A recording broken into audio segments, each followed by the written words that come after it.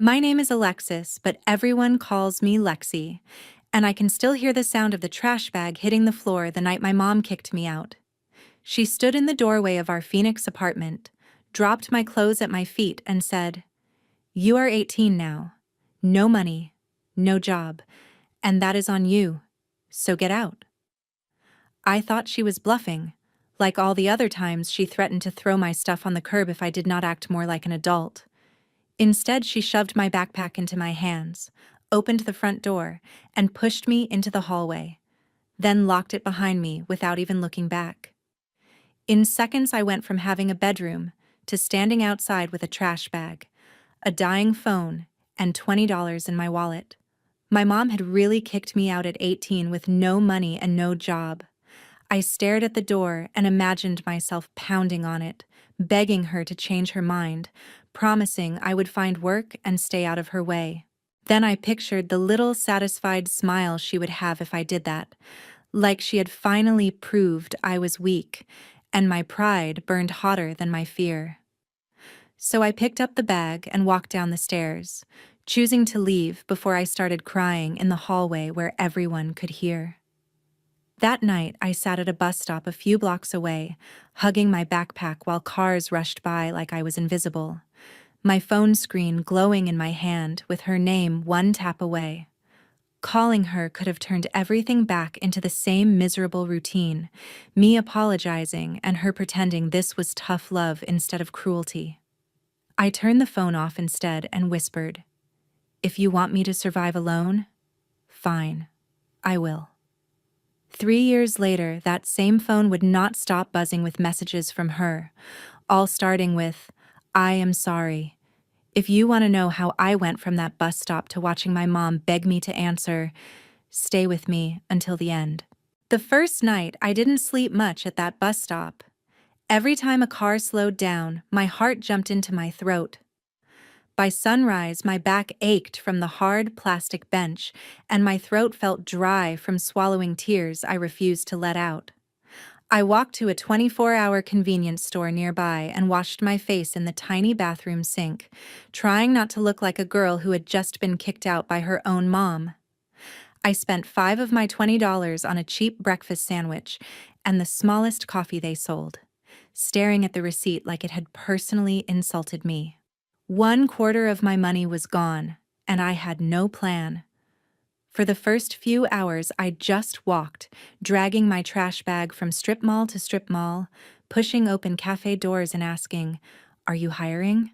The answers were almost always the same. "Not right now.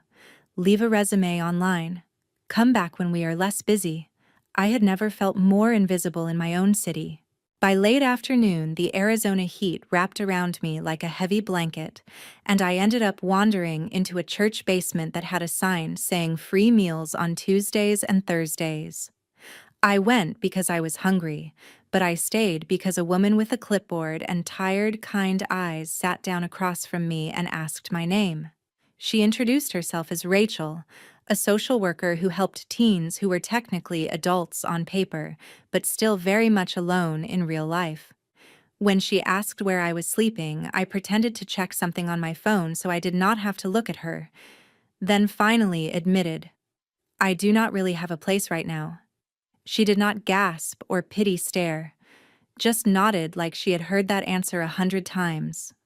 By the end of that conversation, she had me filling out forms for a youth shelter that offered short-term beds and a shared room in a worn-down but safe house across town.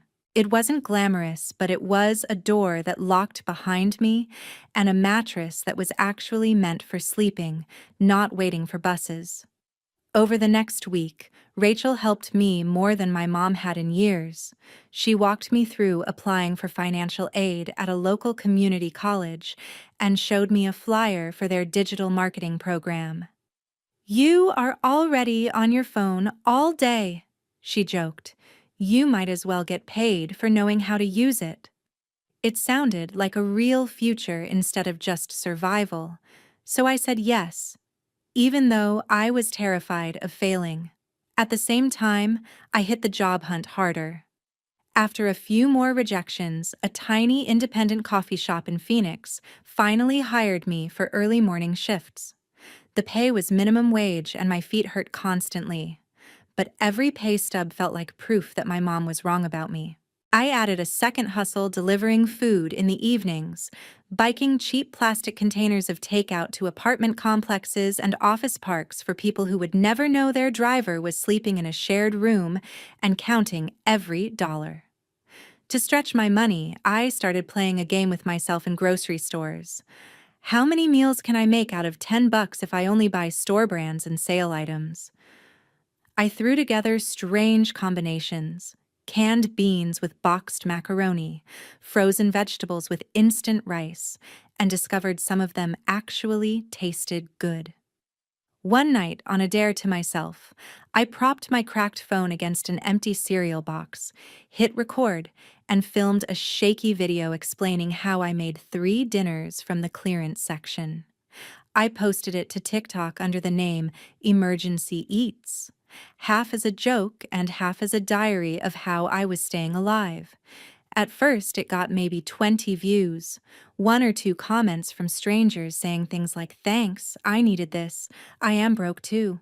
But that tiny flicker of connection warmed a part of me I thought was dead. While my mom pretended I didn't exist, complete strangers were telling me my ideas helped them. I still did not call her. I did not text, did not check in, even when the loneliness felt like a physical weight pressing on my chest at night. She was the one who said, "If you want to survive alone, do it." So I did. I worked, I studied, I cooked from almost nothing, and without realizing it, I was slowly building the first pieces of the life that would one day collide with hers in a way she never expected. It took a few months before I was brave enough to type my mom's name into a search bar. Until then, Monica was just a ghost in my head, a voice that said things like, "You are useless.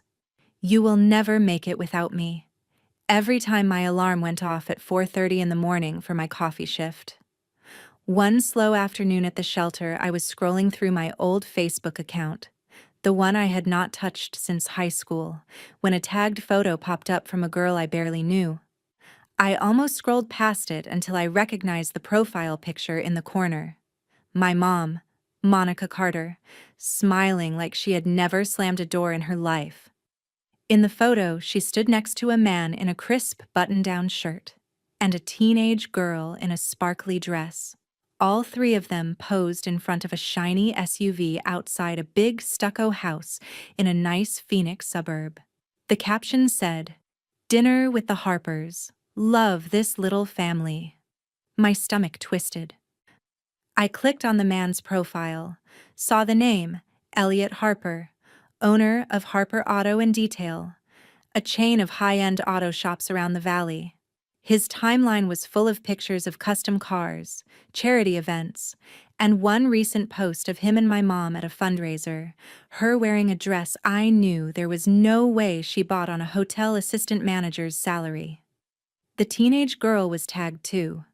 Her name was Kayla Harper, 17, all winged eyeliner and designer sneakers, posting haul videos from luxury malls like it was nothing. What hit me hardest was my mom's caption under one of Kayla's photos. She had written, "So proud of my girl. She turned my life around after a really hard season." There was no sign that I had ever existed. No old photos, no mention of a daughter who had supposedly decided to run off and travel the world. It was like she had deleted me and replaced me with an upgraded model. Curiosity started buzzing louder than the hurt, so I went deeper. On one of Monica's posts, an old neighbor commented, "How is Alexis doing? I have not seen her in forever." My mom replied, "Oh, she left home to travel and figure herself out. She does not really keep in touch." I sat there in the shelter common room, phone in my hand, staring at those words over and over. In her version of the story, she did not kick me out with a trash bag. I just drifted away, like some free spirit who chose not to call. That lie stung almost more than that night itself. It meant she wanted people to think she was a good mother who had done everything right, and I was the irresponsible one. The more I stared at the screen, the more something ugly and sharp started bubbling up in my chest. I remembered all the weekends in high school when I skipped hanging out with friends to work extra shifts at the grocery store and the diner, stuffing cash into an envelope in the back of my closet labeled college. That envelope had been my lifeline, the one thing that made the future feel less impossible. The night my mom threw me out, there had been no time to grab it. I had never let myself think about it, because the answer was obvious and it made me sick. Now, with my heart already broken open, I dug into my old bank account instead, the one I had used to deposit paychecks when the envelope felt too full to keep in the apartment. The account had been dormant since I left. I pulled up the history and scrolled back to the week of my 18th birthday. There it was, in cold digital numbers. A withdrawal that emptied almost everything I had. Done in person at a branch near our old apartment. The same day my mom told me, "You are 18 now. I am done." I remembered her insisting she needed my debit card to check something a few days before, brushing off my questions with, "Do you not trust your own mother?" I had trusted her enough to hand it over. She used my savings to step into this shiny new life with the Harpers, then told the world I had wandered off by choice. I felt my hands shaking while I scrolled through picture after picture of dinners, vacations, new clothes. My ramen and clearance vegetables suddenly tasted different in my memory, like they were seasoned with someone else's stolen cash. For a second, I wanted to smash my phone and never think about any of it again, pretend I did not know. But another part of me, the part that had figured out how to turn $10 into 3 days of meals, knew knowledge was power. Seeing how far she was willing to go to erase me did not just hurt. It clarified something. My mom had not just made a mistake in anger. She had made a choice. She chose a nicer house, a richer man, and a picture-perfect stepdaughter over telling the truth about what she had done to her own kid. I locked my screen, pressed the phone against my chest, and realized this was not just a sad story about being kicked out. It was the beginning of something else. Something that would eventually bring her perfect little world crashing down without me ever touching a single brick. Finding out what my mom had done did not make me feel powerful at first. It made me feel hollow. For a few weeks after I saw those photos and that bank withdrawal, everything in my life went out of focus. I still woke up at 4:30 for my coffee shift, but I moved like a robot, steaming milk and calling out names while my mind replayed that comment, "So proud of my girl," over and over. My customers would tell me to have a nice day, and I would smile automatically. But by the time my shift ended, my cheeks hurt from pretending. I stopped filming little cooking videos for emergency eats, telling myself it was just for a few days until I felt better. Those few days turned into almost a month. The app sat on my phone like a reminder of a version of me who actually believed people wanted to hear what she had to say. The youth house where I stayed had a curfew, and every night I would lie on my thin mattress staring at the ceiling, scrolling through Kayla's perfectly filtered life until my head ached. Part of me hated her, but another part just felt small, like I had lost a game I didn't know we were playing. One morning, I showed up late to the coffee shop, eyes puffy from crying until 3 a.m., and my manager pulled me aside. "This is the third time this month you have been late, Lexi," he said, not unkind, but firm. "I like you, but I cannot keep you if this continues." Something about hearing those words out loud snapped me back to the bus stop, to the feeling of being one mistake away from having nowhere to sleep. I mumbled an apology and promised to get it together, then barely made it through the shift without breaking down. That afternoon, instead of going straight back to the youth house, I went to see Rachel. She was in her cramped office at the shelter, surrounded by stacks of files and a crooked motivational poster. She took one look at my face and said, "Close the door, sit down, tell me what happened." I told her everything in one long, ugly rush. The photos, the comments, the bank withdrawal. The way my mom had rewritten the story to turn me into the villain who ran away. By the time I finished, my voice was hoarse and my eyes felt raw. Rachel handed me a tissue but did not say the usual things people say, like, she probably did her best, or maybe she did not know what she was doing. Instead, she said quietly, sometimes the most dangerous thing for us is the story people tell about us when we are not in the room. You cannot control that. But you can control the story you tell about yourself. A few days later, my friend Jordan from class noticed that I had stopped posting on Emergency Eats. We were studying together in the library when he glanced at my phone screen and asked, "Hey, why did you bail on those cooking videos? They were actually good." I shrugged and said, "It is stupid. No one cares about some broke girl making meals out of canned beans." Jordan snorted. "I care. Apparently, the 20,000 people who watched your last video care too. You know most people would kill for that kind of engagement, right?" I had not even realized one of my older videos had quietly taken off while I was busy spiraling. We pulled up my account and there it was, a simple clip of me making 3 different dinners out of $5 worth of groceries, sitting at almost 50,000 views. There were comments from people saying things like, "I am a single mom and this helped," or "I am working 2 jobs and this made me feel less alone." For the first time in weeks, I felt something other than anger or exhaustion. I felt seen. Rachel's words about choosing my own story and Jordan's blunt honesty started to blend together in my head. My mom had stolen my savings, rewritten my exit as me running away, and replaced me with a prettier narrative. But she could not control what I did with the life that came after. One night, instead of doom-scrolling my mom's new life, I set my phone up on a shelf in the youth house kitchen and hit record again. My hands shook a little as I chopped onions on the scratched countertop, talking straight into the camera about how to make a full week of lunches from a single rotisserie chicken and a bag of rice. I did not mention Monica or Kayla, but every word was fueled by the knowledge that I had survived what they did to me. I posted the video before I could talk myself out of it. Within a few hours, the notifications started trickling in. Not a viral explosion, just a steady stream of likes, saves, and comments from people who sounded as tired and broke as I had the night I first slept at that bus stop. Reading them, I realized something important. My mom's opinion of me had almost destroyed me because I had let it be the only voice that mattered. But now there were other voices, from strangers who only knew me as the girl who could turn scraps into dinner. That girl felt worth fighting for.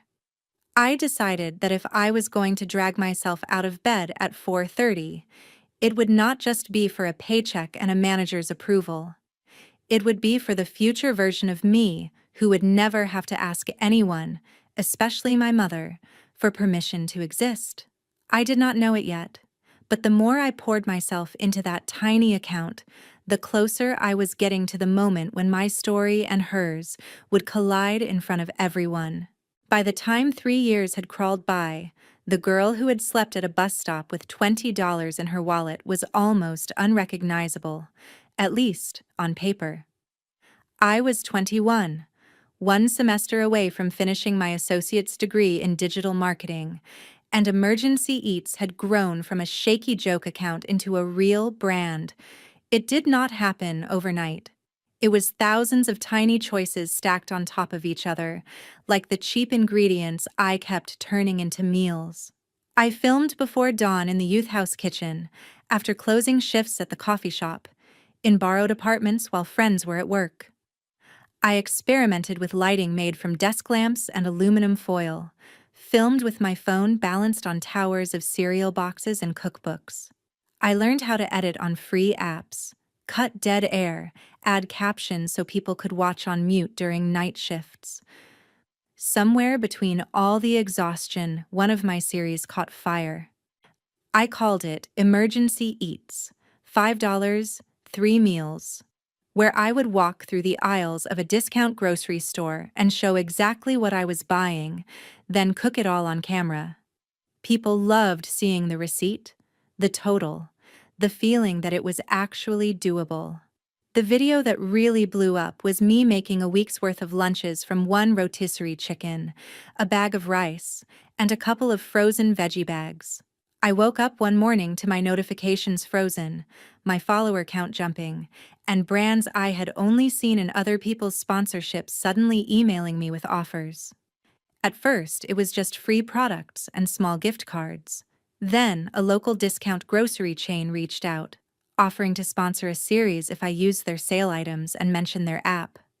I almost cried in the back room of the coffee shop when I read that email, partly from excitement, partly from the sting that my mom was not there to see what I had pulled off. But then I reminded myself she had chosen not to be there. With sponsorship money trickling in and my delivery side hustle, I finally saved enough to move out of the youth house and into a tiny studio apartment in a not great, but not terrifying part of Phoenix. It was just me, a wobbly secondhand table, a mattress on the floor, and a kitchen with cabinets that did not close properly. But it was mine. No one could yank the key out of my hand and tell me to get out. As emergency eats grew, I started hearing from people all over the country, single parents, college students, older folks on fixed incomes, all thanking me for helping them stretch $20 an extra few days. I ran a fundraiser with my followers to buy grocery store gift cards for teens at the same shelter that had taken me in. For the first time in my life, I felt like what I knew had value. And yet, whenever I had a quiet night alone after filming, my thumb would drift to the search bar and type in my mom's name. Monica was still living her carefully curated life with Elliot Harper. Their photos looked like ads for a life insurance commercial. Matching outfits at charity galas, vacations to Sedona, smiling selfies at car shows where Elliot unveiled some new shiny project. Kayla was always in the background somewhere, holding a designer bag, flashing perfect nails, acting like she had built the empire herself.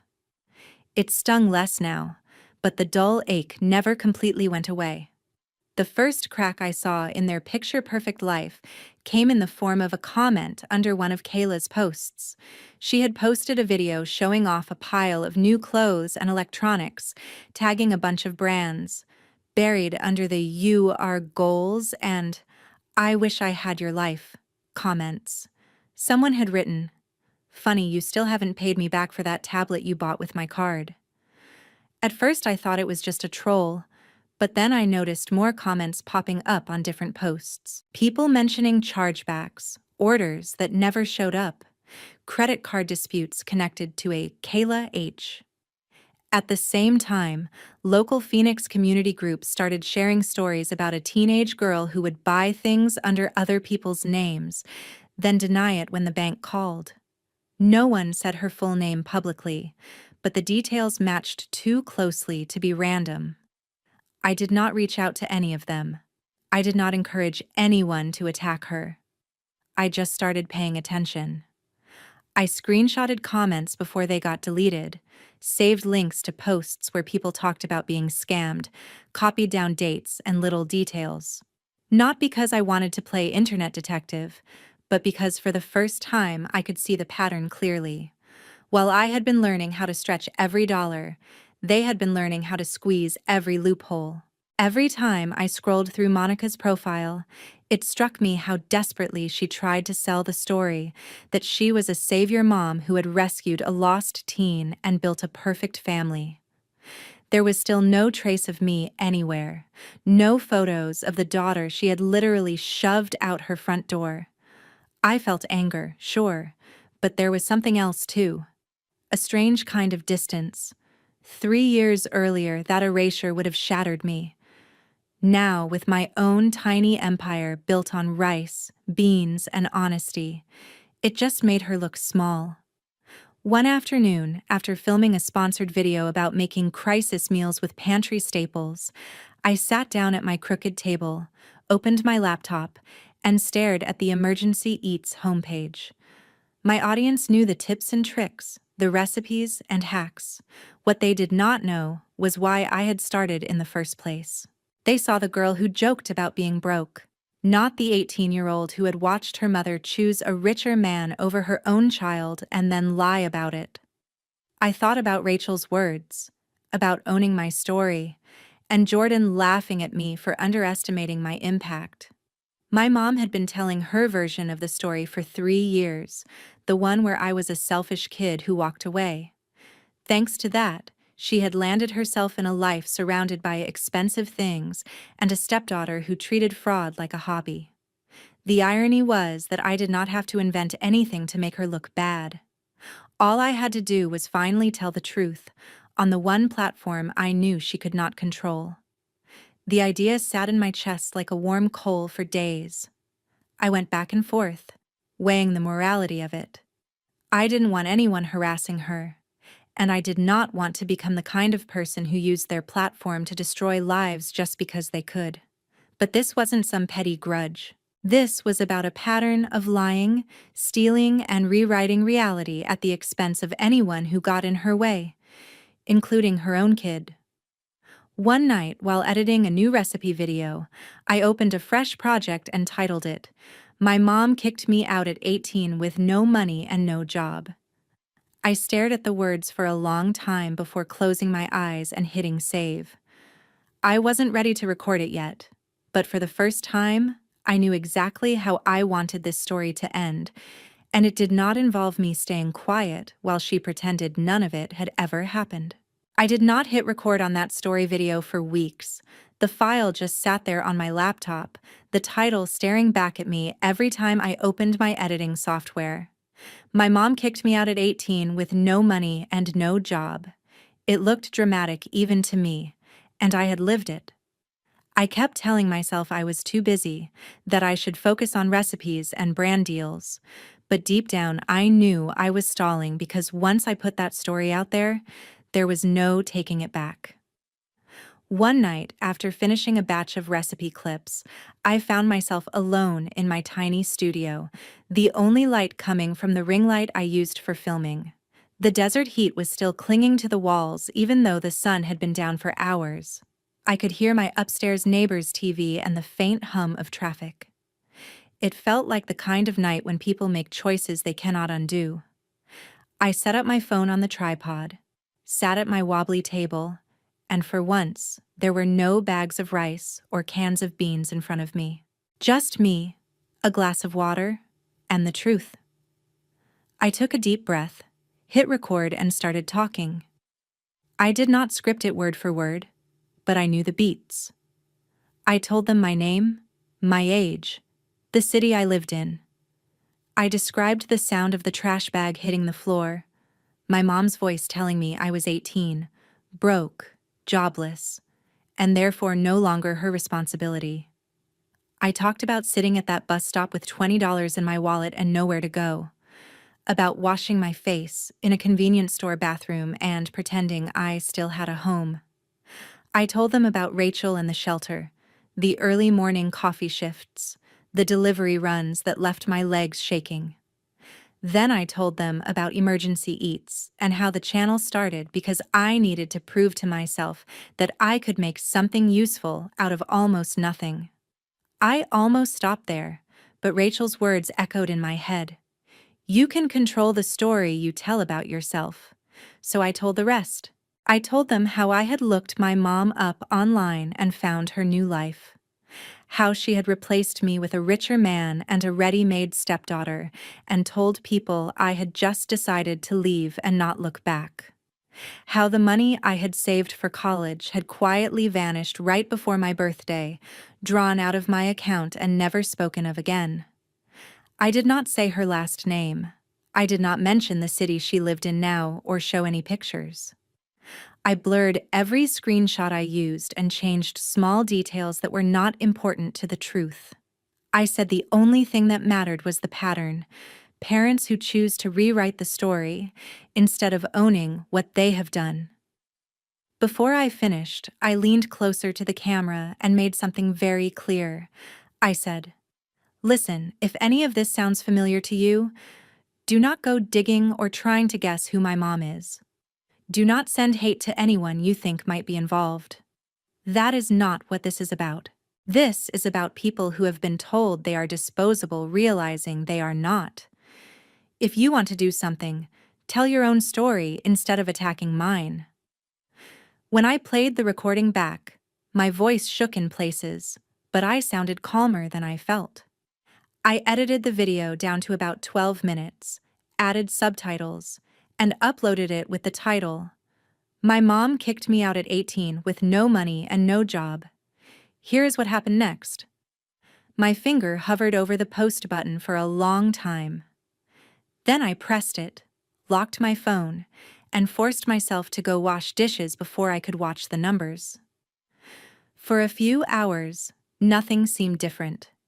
I answered some emails, prepped ingredients for the next recipe video, tried not to think about whether my mom would ever see this.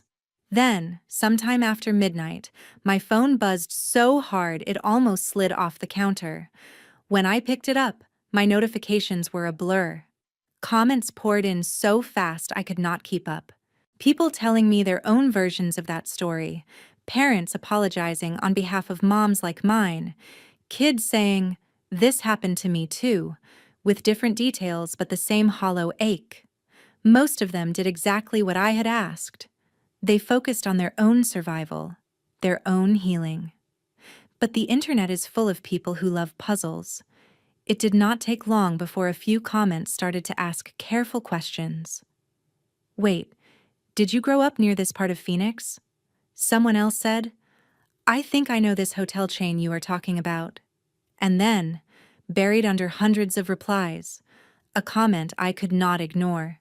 It said, "If this is who I think it is, your mom has been telling everyone for years that you ran away and refused to talk to her. I used to work with her. We all thought you were some wild child who abandoned her. If this is you, I am sorry for believing that." I did not respond, but my hands shook as I scrolled. I never asked anyone to go to my mom's page. I never once mentioned her by name. But people talk, and Phoenix is not as big as it looks.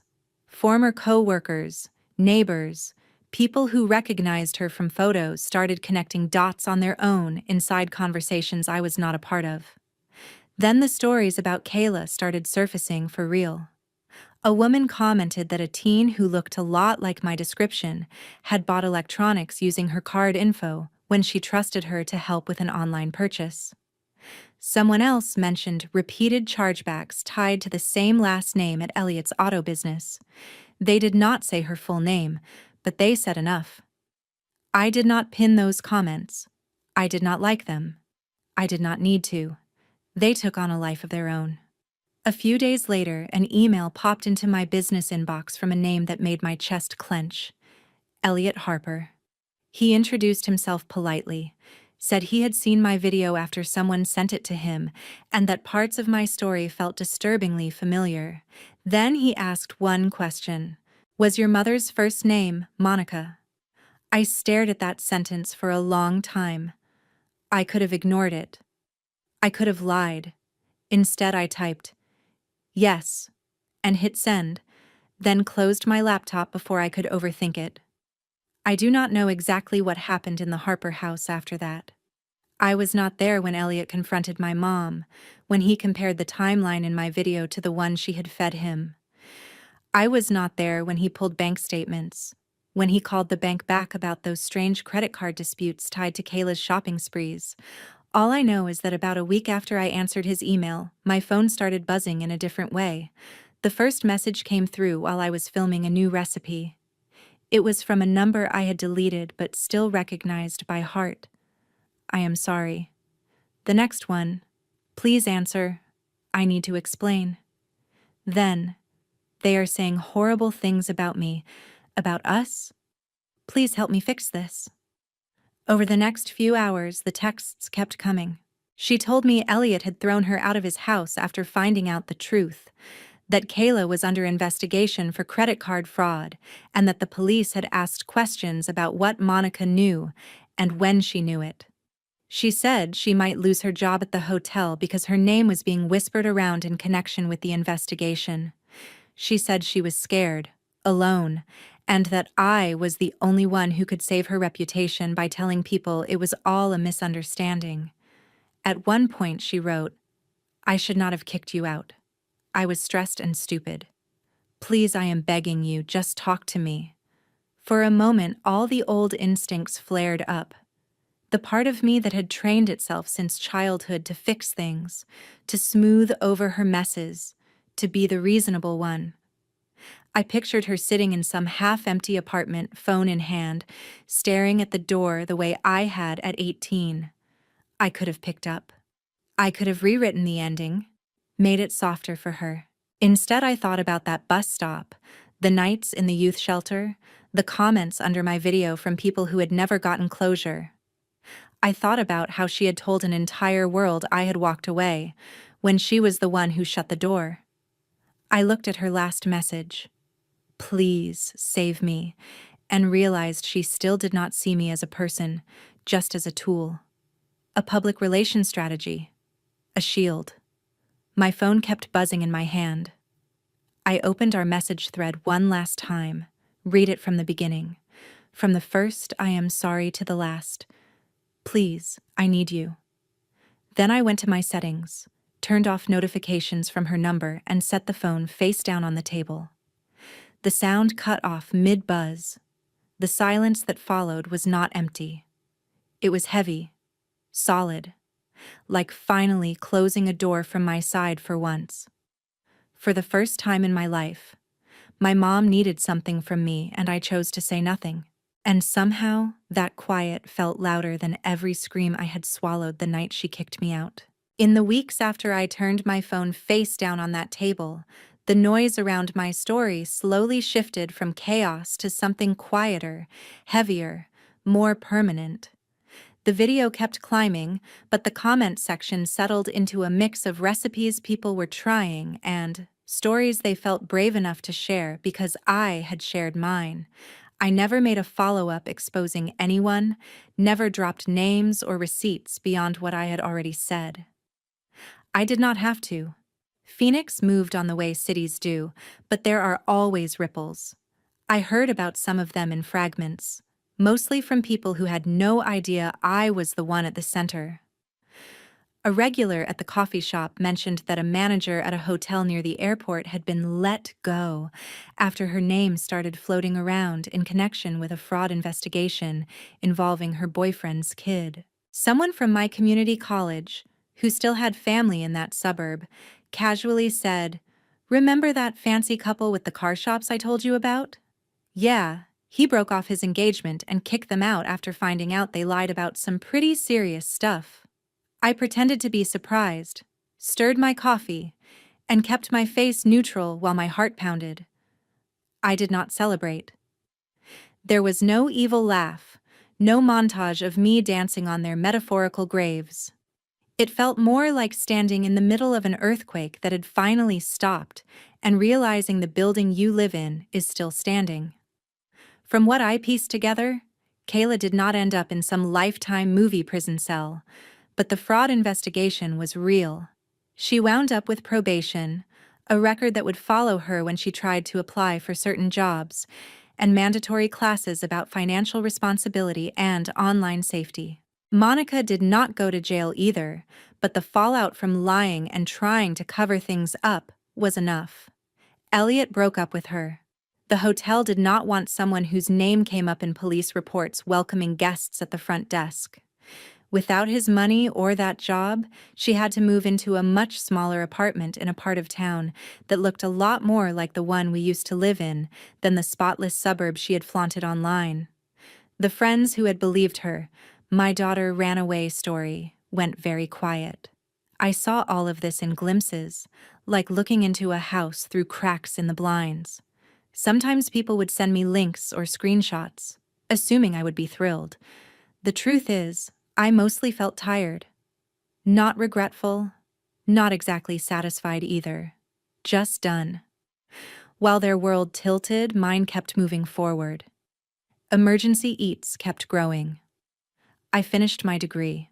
Instead of just teaching people how to stretch $10 at the store, I started adding videos about building emergency savings, about knowing your rights if you get kicked out or cut off, about where to find local shelters and food banks without feeling like you have failed. I partnered with the shelter Rachel worked at to create a small grant fund. A chunk of my sponsorship money goes into buying grocery gift cards and basic kitchen starter kits for teens aging out of foster care or leaving unsafe homes.